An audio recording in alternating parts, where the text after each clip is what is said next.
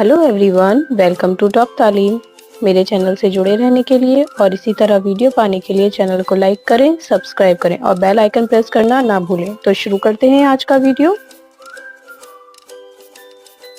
आज हम director of education की तरफ से आपका जो प्रैक्टिस पेपर आया है एनुअल टर्म के लिए क्लास 7 का, इसको सॉल्व करेंगे।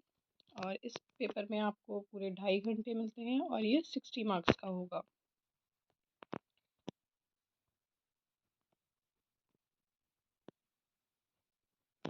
अब इसमें क्या दी गई है? हिदायत। हिदायत कहते हैं बेटा आपकी इंस्ट्रक्शन को। तो इंस्ट्रक्शन क्या है कि इस सवालनामे में कितने सवाल हैं? कुल 10 सवाल हैं और सभी सवालात करना लाजमी यानी कि ज़रूरी है। हर सवाल नंबर के उसके सामने दर्ज दिए गए, यानी नंबर उसके सामने ही क्वेश्चन के सामने आपको लिखेंगे। 5 नंबर का है तो 5 नंबर। और जवाब तहरीर करते वक्त खुशखत और सफाई का ख्याल रखें, यानी कि राइटिंग आपकी अच्छी हो और साफ़ सुथरी हो। तो पहला सवाल है, दर्ज झेल गैरी दर्जी इक्तिसाब को गौर से पढ़िए और उससे मुताल्लिक़ पूछे गए सवालों के जवाब लिखिए। ये 5 नंबर का है। इसके अंदर एक एक नंबर के सवालात होंगे आपके। और गैर दर्जी इक्तिसाब यानी कि ये अनसिन पैसेज है, आपकी किताब का नहीं है। कुदरत ने इंसान को बेशुमार नेमतें अता की हैं। इन नेमतों में से सबसे बड़ी नेमत सेहत है। सेहतमंद इंसान ही ज़िंदगी के कामों को बखूबी अंजाम दे सकता है। अगर इंसान तंदुरुस्त हो तो वो मेहनत से पढ़ाई भी कर सकता है और दूसरों की मदद भी। लेकिन अगर सेहत ख़राब हो जाए तो दुनिया की सारी खुशियाँ बेमायने लगने लगती हैं। इसलिए हमें अपनी सेहत का ख़ास ख्याल रखना चाहिए। रोज़ाना वर्जिश करना, साफ़ सुथरा खाना खाना और वक्त पर सोना सोना जागना अच्छी सेहत के लिए ज़रूरी है।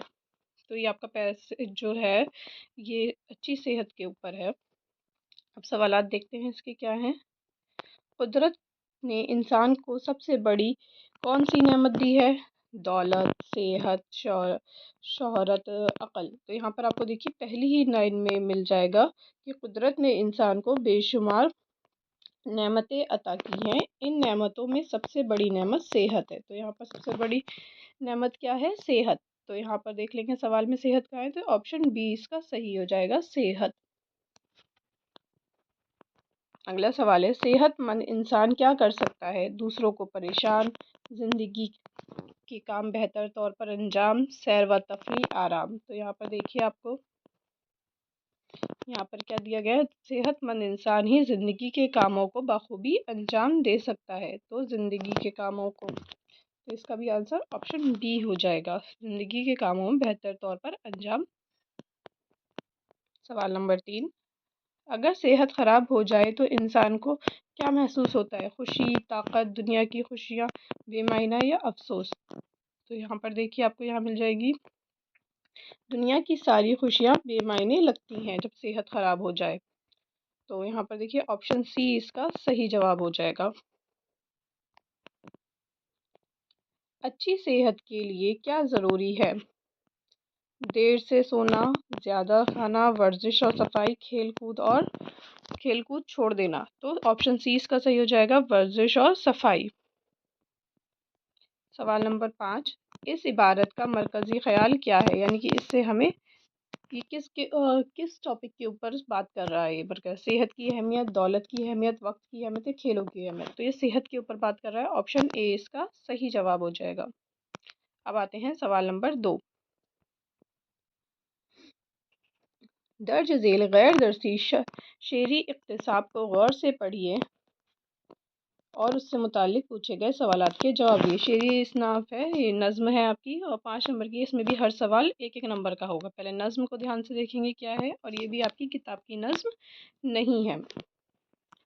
फूलों ने जब रंग बिखरे, खुशबू से भर गई फ़िज़ाएं, चिड़ियों ने जब नगमे गाए, मुस्काए सब वादियाँ हवाएं, दरख्तों ने पहनी सब्ज़ क़बा, नहरों में चमक उठा पानी, कुदरत की हर शय बोल पड़ी, कैसी हुस्न है ये कहानी, हसीन है ये कहानी। बच्चे खुशी से दौड़ रहे हैं, बागों में करते हैं खेल, हर चेहरे पर हंसी छा गई, मिट गए गमों के सब मैल। तो क्या कह रही है नज़्म, फूलों ने जब रंग बिखेरे हैं तो खुशबू कैसी हो गई है, चेहरे पे हंसी छा गई है, मिट गए हैं गमों के सब मैल। सवाल देखेंगे इसका। नहरों में क्या चीज़ चमक रही है, रोशनी, पत्थर, पानी, हीरे। तो यहाँ पर देखिए आपको मिल जाएगा, ये देखिए नहरों में चमक उठा है पानी। तो ऑप्शन इसका सी सही जवाब हो जाएगा। फूलों ने क्या किया, गिर गए, रंग बिखेरे, मुरझा गए या बंद हो गए। तो ये आपको पहली ही लाइन में मिल जाएगा, फूलों ने क्या बिखेरे थे, रंग बिखेरे थे। तो ऑप्शन बी इसका सही जवाब है। सवाल नंबर 3।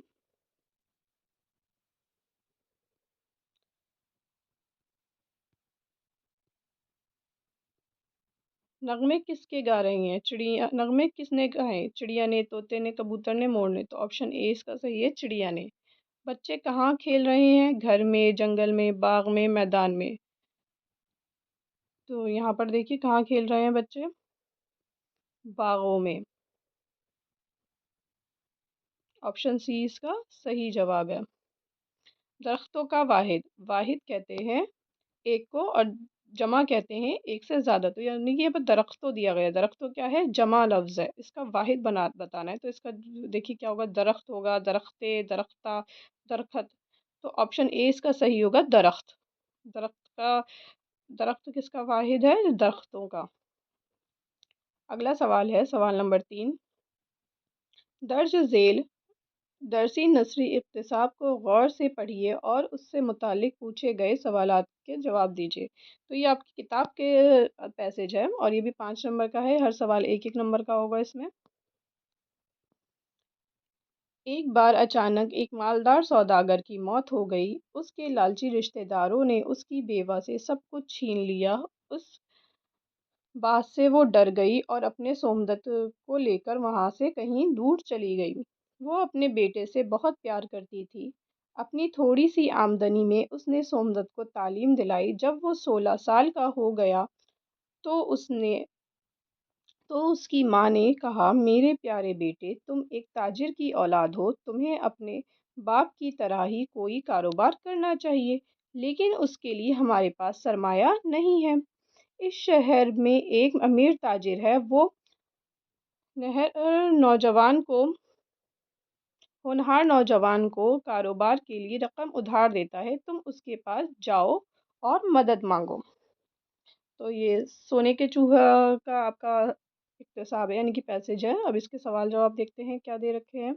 मालदार सौदागर के बेटे का क्या नाम था, श्यामदत्त, सोमदत्त, रामदत्त, बशोनत दत्त। तो ऑप्शन बी इसका सही हो जाएगा, सोमदत्त। होनहार नौजवान को कारोबार के लिए रकम कौन उधार देता था, शहर का वकील, शहर का अमीर ताजिर, शहर का बैंक स्कूल मैनेजर। तो ऑप्शन बी इसका सही होगा, शहर का ताजिर।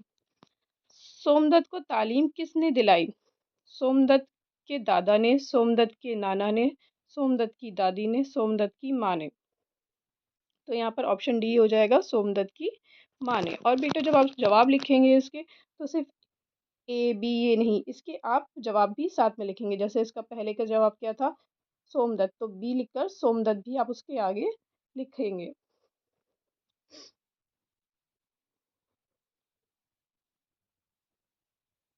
अगला सवाल है, ये इक्तसाब किस सबक से लिया गया है, सोने का चूहा, चिड़िया घर की सैर, चांद बीवी, मौका परस्त। तो ये सोने का चूहा से लिया गया है, ऑप्शन ए इसका सही हो जाएगा। अचानक किसकी मौत हो गई थी, डॉक्टर की, इंजीनियर की, सौदागर की, वकील की। तो सौदागर की मौत हो गई थी, ऑप्शन ए इसका सही जवाब है। अगला सवाल है सवाल नंबर 4। दर्ज झेल दरसी इक्तिसाब को गौर से पढ़िए और उससे मुतालिक पूछे गए सवालात के जवाब दीजिए। तो ये शेरी इक्तिसाब है, शेरी यानी कि आपकी नज़्म से पूछा गया है आपकी किताब में से, और इसमें भी 5 सवाल हैं, एक एक नंबर का हर सवाल होगा। कैसी है प्यारी प्यारी उर्दू ज़बां हमारी, फूलों की जैसी क्यारी उर्दू ज़बां हमारी, फूले फले हमेशा बाग़े जहाँ में या रब, हो हर ज़बां पे जारी उर्दू ज़बां हमारी। भारत है इसका मस्कन, भारत है इसका गुलशन, भारत की दुलारी उर्दू ज़बां हमारी। तो ये उर्दू ज़बां से ली गई नज़्म है। पहला सवाल है इसका, दर्ज बिला शेरी हिस्सा किस नज़्म से लिया गया है? नील गगन में तारे, बसंत, उर्दू ज़बां हमारी, मेरा हिंदुस्तान वतन। तो ऑप्शन सी इसका सही हो जाएगा, उर्दू ज़बां हमारी। इस नज़्म में शायर किस ज़बान की का जिक्र कर रहा है? उर्दू का, हिंदी का, संस्कृत का, तेलुगु का। तो ऑप्शन ए इसका सही हो जाएगा, उर्दू का। सवाल नंबर 3, उर्दू ज़बां किसकी दुलारी है? जापान की, भारत की, रूस की, दुबई की। तो ऑप्शन बी इसका सही हो जाएगा, भारत की। गुलशन के क्या मायने हैं? गुलशन कहते हैं बेटा बाग को। तो ऑप्शन डी इसका सही हो जाएगा। हमारी उर्दू ज़बान कैसी है? आम के बागों जैसी, फूलों की क्यारी जैसी, दरख्त के पत्तों जैसी या पेड़ पौधों जैसी? तो इसका ऑप्शन बी सही हो जाएगा, फूलों के क्यारी जैसी है। अब बढ़ते हैं सवाल नंबर 5 की तरफ। नीचे दिए गए उन्वानात में से किसी एक उन्वान पर 100 लफ्ज़ पर मुश्तमिल मुश्तमिल मज़मून लिखिए। मज़मून लिखना है, मज़मून कहते हैं ऐसे को, और ये भी 5 नंबर का है। यहाँ पर 3 मज़मून दे रखे हैं आपको, स्कूल का सालाना जलसा, यौम जमहूरिया, वक़्त की अहमियत। तो इन तीनों में से कोई एक करना है 100 अल्फाज में। स्कूल का सालाना जलसा यानी कि एनुअल डे, यौम जमहूरिया आपका रिपब्लिक डे को कहते हैं, और वक्त की अहमियत के बारे में बताना कि वक्त हमारे लिए क्यों ज़रूरी है। तीनों में से जो आपको सबसे बेहतर आएगा आप वो करेंगे, ना कि तीनों करेंगे।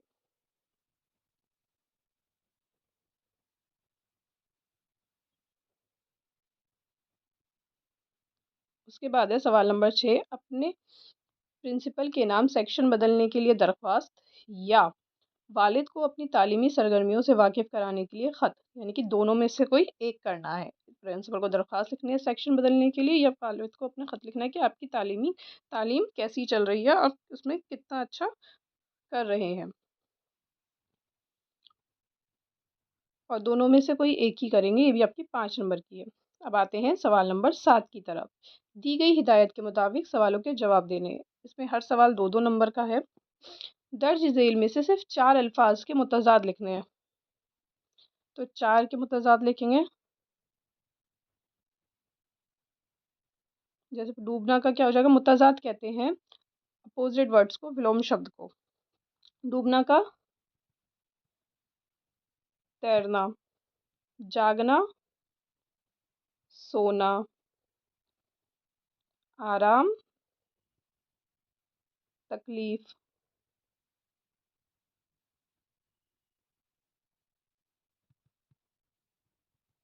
तकलीफ,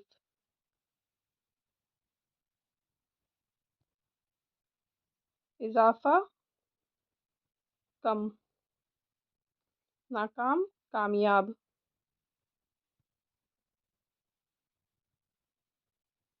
कामयाब। इस तरह से आप लिख लेंगे। उसके बाद है नीचे दिए हुए लफ्ज़ों में से सिर्फ 4 लफ्ज़ की जमा बनानी है। जमा कहते हैं एक से ज़्यादा को। ज़रूरत का क्या हो जाएगा? ज़रूरतों या ज़रूरियात, ज़रूरतों। वक्त, वक्तों। ज़रिया, ज़राए।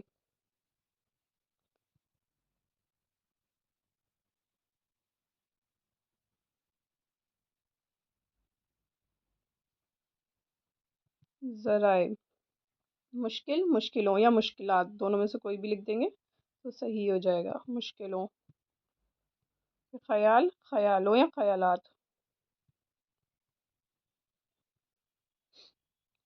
अगला सवाल है, नीचे दिए गए लफ्ज़ों में से मुज़क्कर और मुअन्नस अलग करें। यानी कौन सा लफ्ज़ मुज़क्कर है, कौन सा मुअन्नस है। तो इज़्ज़त, इज़्ज़त इसको आप कैसे पहचानेंगे बेटा? इज़्ज़त क्या होती है? जिसमें ता, ती, आती, ई की आवाज़ आएगी वो मुअन्नस अल्फाज होते हैं, और जिसमें आ की आवाज़ आती है जुमले बनाने में तो वो क्या होते हैं? मुज़क्कर अल्फाज होते हैं। तो इज़्ज़त दी जाती है, तो ये क्या हो जाएगा? मुअन्नस हो जाएगा। काम किया जाता है, तो काम क्या हो जाएगा? मुज़क्कर हो जाएगा। रुतबा होता है, तो ये भी क्या हो जाएगा? मुज़क्कर। कलम, कलम भी किसमें आता है? मुज़क्कर में आता है। तो इस तरह से आप इनकी निशानदेही कर लेंगे। इनके सामने लिख दीजिएगा मुज़क्कर और मुअन्नस। अगला सवाल है, वो है उस फेल को कहते हैं। यहाँ पर आपको 2 ऑप्शन दिए गए हैं, माज़ी और हाल। तो जो काम गुज़रे हुए वक़्त में होता है उसे माज़ी कहते हैं, तो यहाँ पर माज़ी लिख देंगे। यहाँ पर आपको ऑप्शन भी दिया गया है। लफ्ज़ दर्द नाक में, नाक क्या है? तो नाक पीछे लगा है, पीछे लगने वाले लफ्ज़ क्या कहलाते हैं? लाहिका कहलाते हैं। तो लाहिका इसका सही जवाब हो जाएगा। इसमें भी आपको ऑप्शन मिल जाएगा, लाहिका। अब आते हैं सवाल नंबर 8। ये आपकी ही किताब के सवालात होते हैं। नीचे दिए गए सवालात में से सिर्फ 3 सवालों के जवाब देने हैं। 4 दिए गए हैं, 4 में से 3 करने हैं। सालिम अली का ज़्यादातर वक़्त कहाँ गुज़रता था? तो सालिम अली का ज़्यादातर वक़्त जंगलों, बागों, नदी, नाले, चिड़िया, इन सब के बीच में गुज़रता था। दूसरा सवाल है, जानवरों में लड़ाई की वजह क्या थी? तो जानवरों में लड़ाई की वजह ये थी कि जंगल पर हुकूमत किसकी हो।